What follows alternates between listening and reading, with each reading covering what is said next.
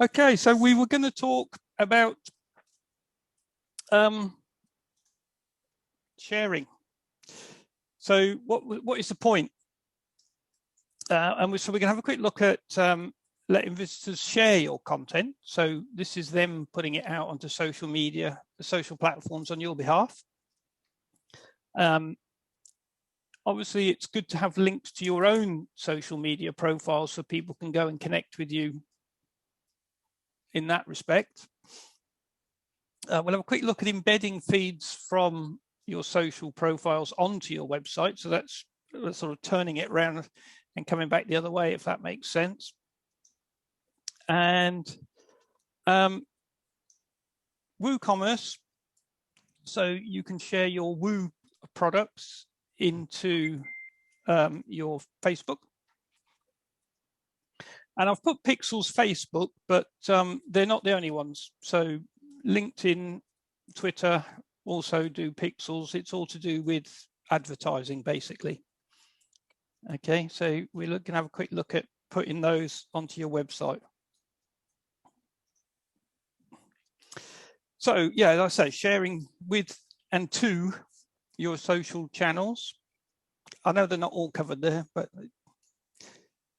so letting visitors share your content is the first thing. And this is always, especially people that blog, good idea. Charlie, for yourself, probably when you start putting up your gallery and things, especially to like letting people pin them up on Pinterest, that sort of thing. Good idea for you. Yeah, go on. Sorry, I thought you were going to say something. So there's plenty of plugins to do it. As usual, we recommend you do your research. So there, I just did a social share, was the search that I did, and that's what's come up. And the first one, the social media share buttons, I think is the one I then went and looked at.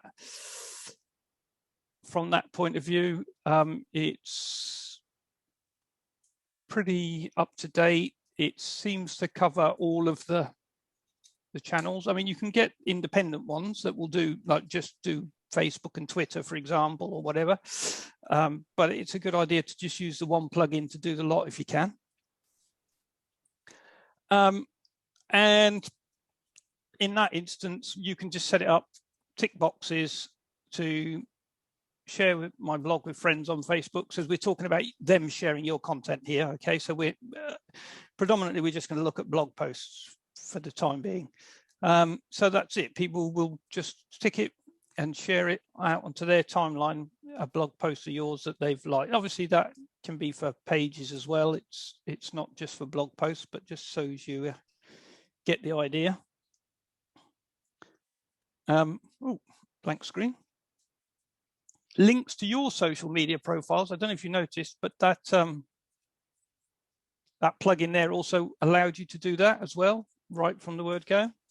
But you need to give that a little bit of thought. Okay, so it's a good idea. Yeah, we want people to share our stuff, but this is links to your stuff. So where are you going to put them? Okay, and you may want to put them in more than one place, depending on how you're using your website and how your social media channels work. So you could put them in the header, the footer, or the sidebar on your blog pages.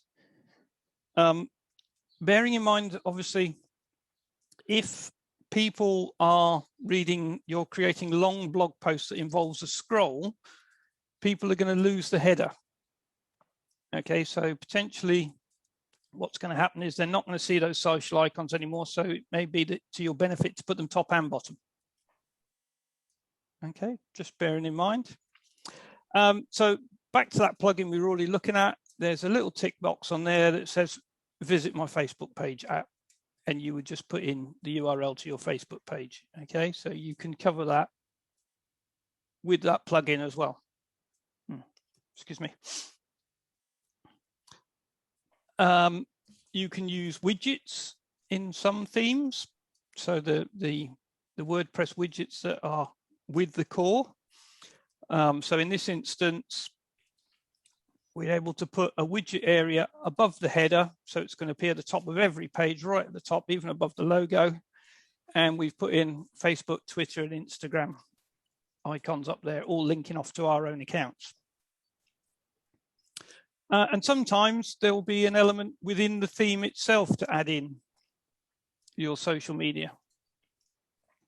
Okay, so when you go and have a look at your theme elements within the website, you may see that there's something in there for social media, and then you can just literally turn them all on and off and put in your URLs within the same framework.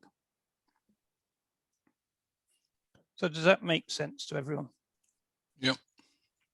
Okay. You can embed the feeds from your social, as we talked about. So a good one is always, if you're active on Instagram, for instance, just put an Instagram feed or a Twitter feed. I'm not sure that your Facebook is such a good idea, because you end up, if memory serves, you end up with other people's bits and pieces actually in your feed coming up on your website.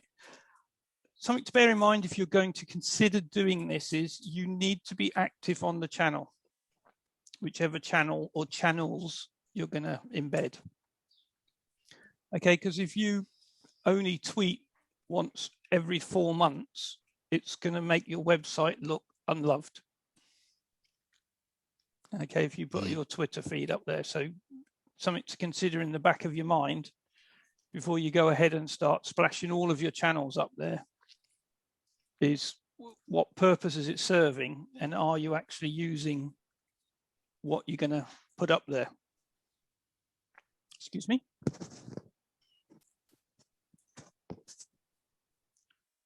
Yeah, so don't just get carried away because you find a plugin that does it. And so start adding everything in. Have a bit of thought, pen and paper, plan it, do it. So, for instance, Instagram. Okay, and it says there, follow the 3 simple steps to embed your Instagram feed. So, in this instance, this is Sian's on her website, and it just you put in the plugin as we just saw, and a piece of short code goes into the page, and that's it. It comes complete with a follow on Instagram, which is quite useful. Okay, I'm sorry, I've got you off to the side, so I've got 2 screens, and I keep looking over at your faces to make sure you haven't fallen asleep yet. Sorry. So that's the last 6. Okay, and obviously then people can load more. Useful thing. It's not going to clutter up your page too much. And Instagram is quite good in that respect because it is very visual. But before you go splashing lots of it all over your page, remember this is a bit of real estate that you don't have any SEO control over. Okay, so just something to bear in mind. Okay, so you haven't got Instagram, so that's not a problem. Again, just go and do just a search there for social feed on the plugins, and there's all sorts popping up there for mainly Facebook. You'll probably find a lot of them are going to be, but as I said, consider what you want to do, where you want to put for that.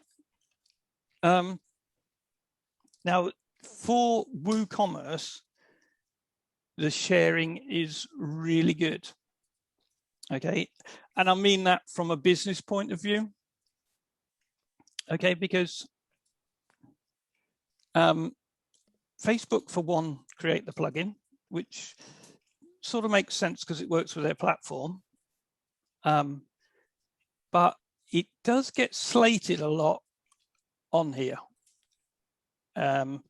It works fine, in my opinion, and from what we've seen from it, it does disconnect every now and then, and you need to check it if you update anything.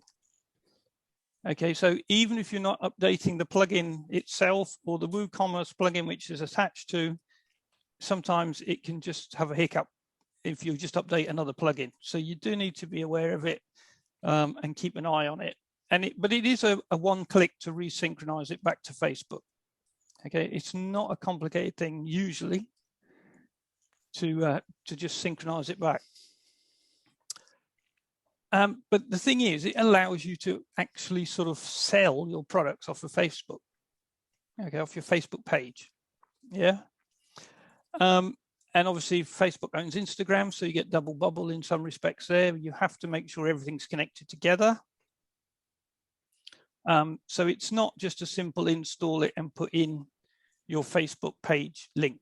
There is a bit of setup, and I'm not going to run through it. If anybody wants to go through that as a separate thing, we can do that for another occasion.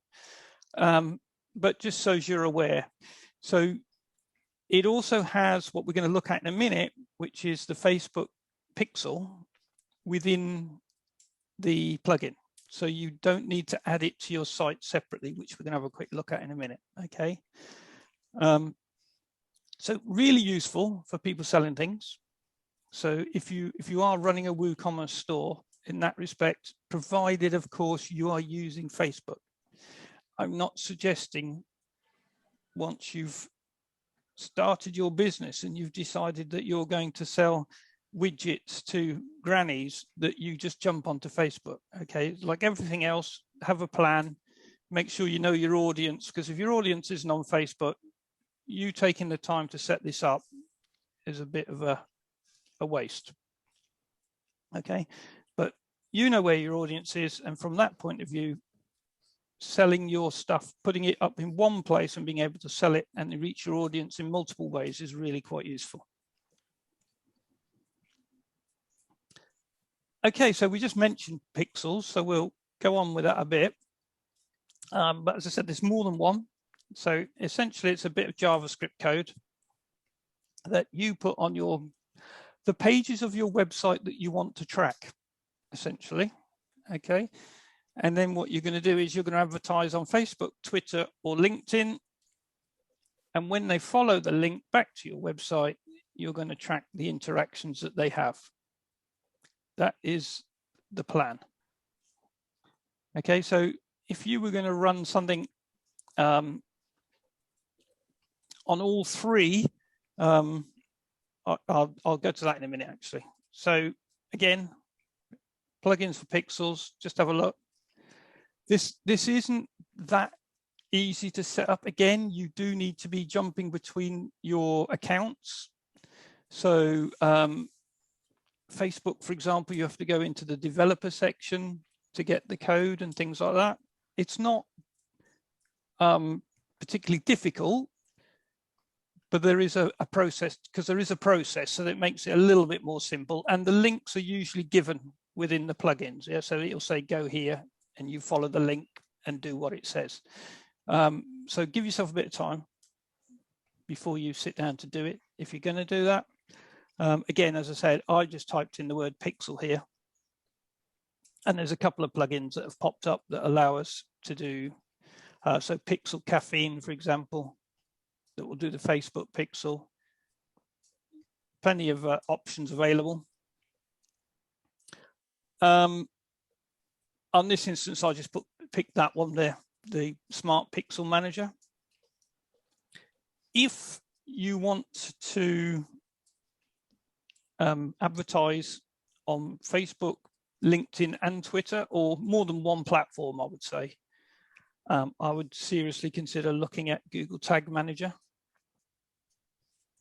Okay. The easiest way I explain it is your website is a road, and every bit of script you put on it, every bit of JavaScript like Google Analytics, is a vehicle on the road.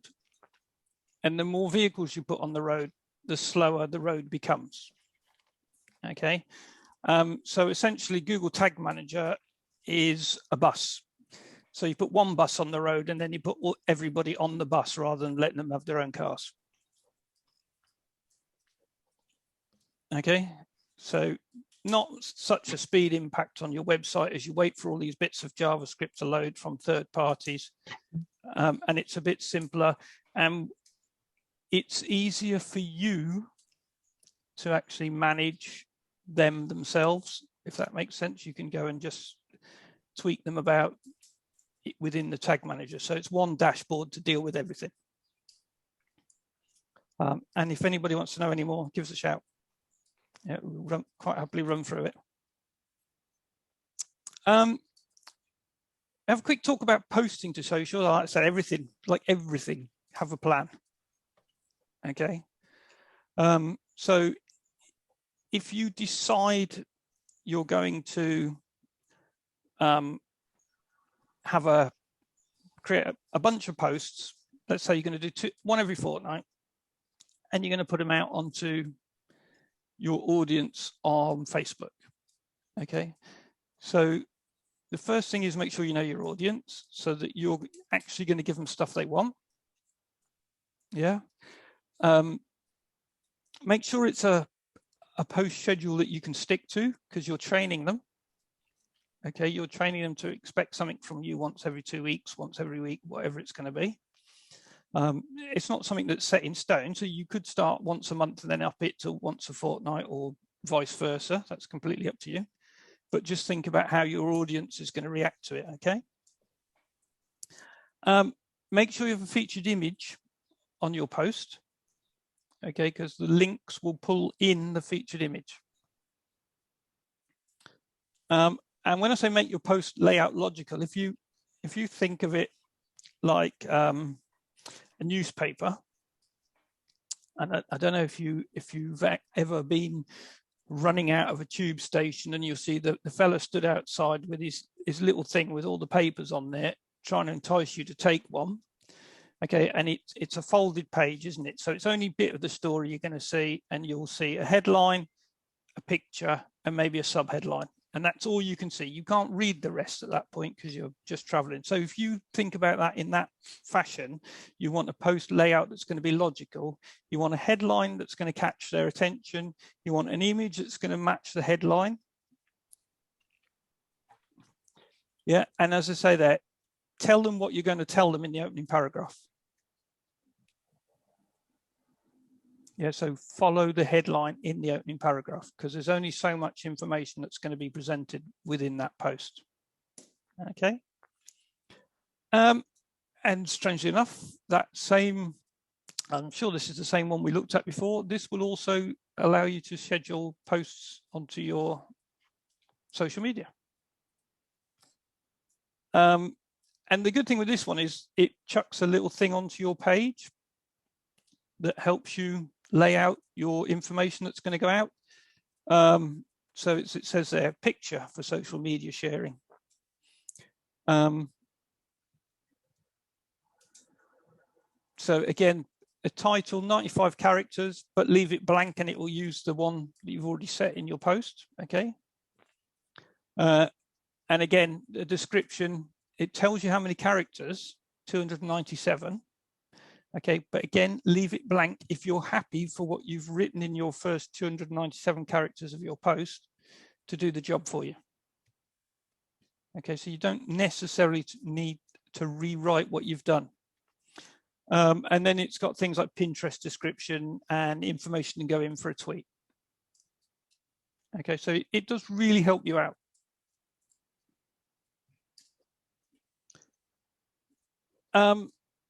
Then there's the other side of the coin. So you've put stuff out onto social media, and what's bringing people back to your website. So we thought we'd quickly look at this. So within your Google Analytics, if you go into your account, big search at the top, and I just typed in social, and there's the second one there, acquisition social overview. Just click through on that and it pulls up this for you. In this instance, I changed the date. Okay, so by default, Google's only going to show you a week. Okay, so you may want to just, you'll see there's a little drop down next to that when you get the PDF. You may want to just change the dates that it's running from. Okay, and you hit the drop down and a little calendar comes up and you just click on the date that you want it to start from. Okay, and we then get got 3 bits of information on here that are really quite useful. So how many sessions we've had, which social network, number 2, and 3 is the pages that of the URL that was shared.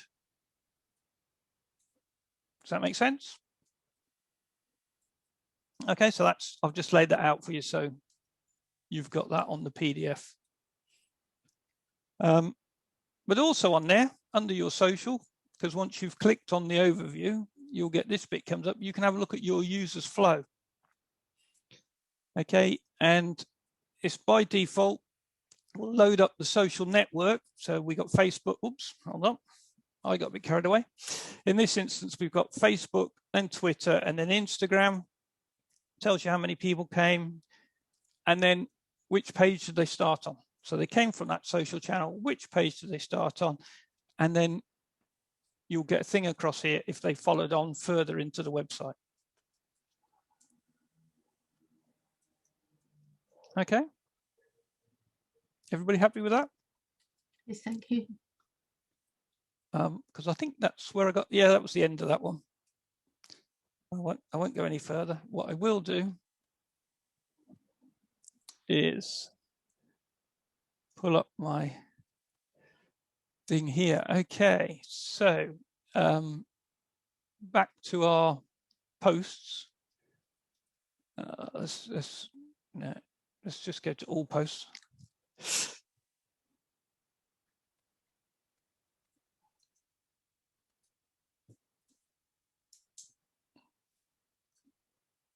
Oh, internet, it's got, I think the heat's got to it. Yeah. So yeah, on the side, you'll see the space for your featured image. Okay. Some themes, especially, allow you to set a global featured image. Okay. So if you have a logo or an icon, use that. Basically, it works if you forget to put one in, essentially. Okay, so it means that even if you forget, you're not going to have a post out there that's just text. There will be an image, and it will have your brand on it. Okay, but as I say, this one here is about Gutenberg. So what we have here is a picture of Gutenberg press. Okay, so we've made it a relevant featured image to push out. Now, if you can test this yourself, if you write your post and put in your featured image, if you take your URL here, your permalink, and put it into Facebook, you don't need to send it. If you put it in, you'll see what it's going to deliver at the other end. Okay. So that's just for your information. And on that, I know we've talked about categories and tags before, but it's a good idea to make sure you have got your categories, okay? Because if somebody comes in on this post, so in this instance, our category was news, these people are going to get to see on the blog post when they read it, our other blog posts around the same category. Yeah, so at least they'll see the previous and the next, if nothing else. Okay, so you're encouraging them to consume more. Does that make sense, everybody? And just a quick one for you going on to analytics. Just do a quick search for landing pages.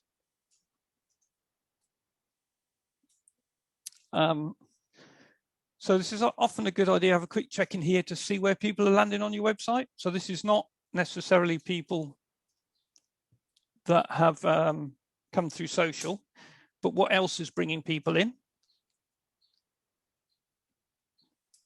Yeah. And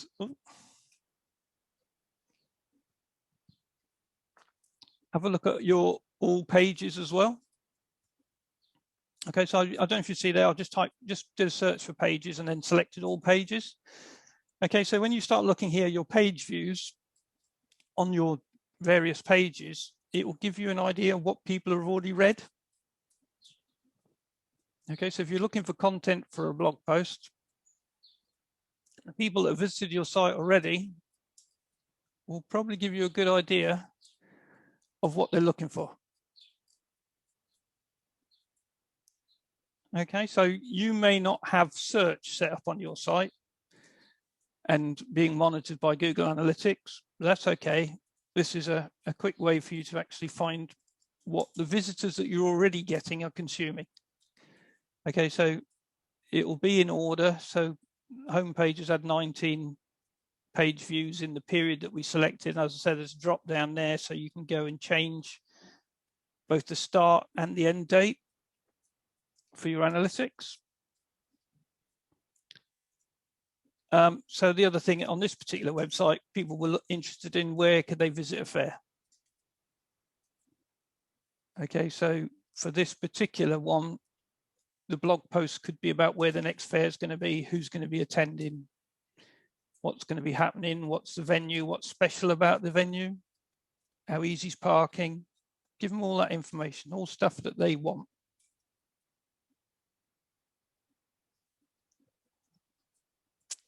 So does that make sense to everyone?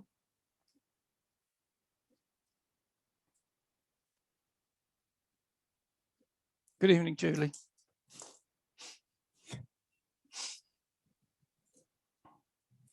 So has anybody got any questions about the social and things? What I might do is set up a completely separate session for us so that we can have a look at Tag Manager and things like that. If you're not doing major traffic research, I wouldn't worry about it.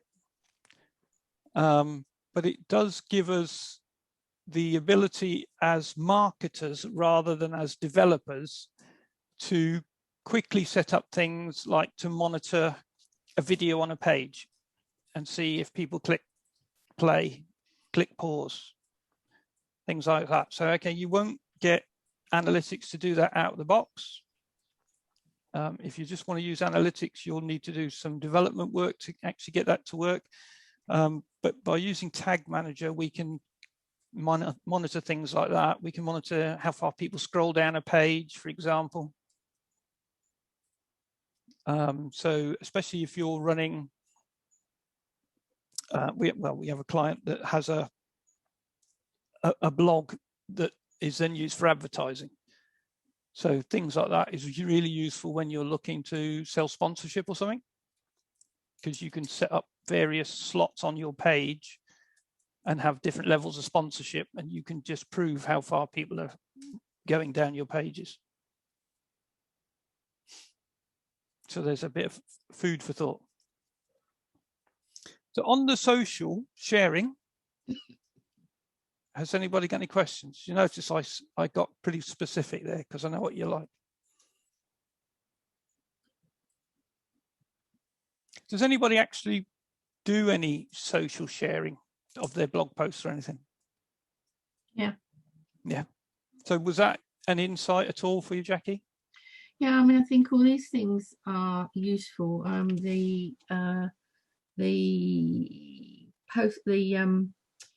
The social plugin is one that I've actually got on the website, but it's not active because I've got another one that is active. Mm-hmm. And I'm just wondering whether it might be an idea to change it over and see if that makes any difference to anything. What do you think? It's very difficult to do split testing with things like that. Mm. So if you did want to do something like that to see if it's going to work in that respect, you would need to make sure your analytics are working. Yeah, I was thinking particularly, you mentioned that you can schedule with it, I think. Well, you can schedule your posts anyway, don't forget. Oh yeah, I know that. I know that, but from that particular one, I didn't realise you could actually schedule. I mean, I've got various scheduling platforms that I use, but I didn't realise that a particular one schedules as well. I would schedule your posts and not your posting, if that makes sense. Clarify, please. So I would write otherwise you've got so many different schedules, and the more links you put in the chain, the more chance there is for it to break. Right. So I would write my 4 blog posts for the month, for example, and schedule them to go out and just let them automatically go. Right. If that makes sense. Rather than scheduling them in WordPress and then scheduling them in a posting plugin as well. So I would just have the one, like I said, the more links you put in the chain, the more chances there are of something breaking. So right. So that's not what I suggest, is actually not a good idea. Well, in that sense. I suppose it depends how it's working. So if you're doing everything yourself, then it's possibly not necessary. But if you've got somebody that's monitoring your social media and they've got campaigns running and things like that, giving them that break in between, possibly a better idea. It's you know, I say pen and paper, what's your plan, and then what's the best way to implement the plan. Okay. So yeah, if you had an agency perhaps running your social media, you may want to say to them, I'm going to write a blog post on a Monday, and then we'll schedule it to go out on a Wednesday, so you've got 2 days to see and make sure it fits in. Yeah. Or stop it. I use Missing Letter to schedule from the Birds on the Blog and the 12:30 more Birds on the Blog blogs. Because I don't know if you're familiar with that one, are you? I don't think so. No, I can't say as I've. Yeah. Well, most of the people we work with use social media agencies, so. Yeah, well, I'm not in that bracket. Yeah. Well, Missing Letter I find quite useful, because as soon as you put a blog up there, or fairly quickly after you put a blog up, as long as you've set it up properly, obviously, it will pick that blog up and make suggestions as to what the hashtags might be, what the quotes might be, and what else does it do? Oh, something else, I can't think now. But it makes all those suggestions. You don't have to keep to it, but it makes those suggestions for you, which I find quite useful. Sounds pretty useful. Yeah. Anything that helps you automate things from that respect. If its algorithms are any good, it's like everything. It's you're at the mercy of the tool. So I say, we were talking about if you were going to change over your plugin, and I said I would test it. So I would say I'm going to give it a month. So I'll switch that one off on the first and switch the other one on. And at the end of the month, I'll go and look. And assuming you've not changed anything else, i.e. you've done the same amount of posts, and you haven't sort of diverted completely away from what your message has been so far, you could see whether there's a reasonable amount of data to make the decision if one works better than the other. Yeah, thank you. But it is certainly something, you know, you do need to look and say, right, on this day this happened. Yes, otherwise you've no idea whether you've made an improvement because you changed that, or did something else happen. So only change one thing at a time. That's the thing, isn't it? It's quite difficult, isn't it, to make a comparison in that respect. Yeah, I'll have a quick look and see if anything, if there is a way to split test, but I can't think of anything off the top of my head. You're just, you know, it might be different color buttons or something, which, but that can make a difference. You don't know. Well, that's right. Different. Your audience may prefer blue to green, for example, and until you test it, you don't know. Yeah, thank you. Okay, folks, I'm going to stop the screen share. Unless you've got any other questions, anything you wanted to have a quick look at? No? All right, well, I'll pause the recording.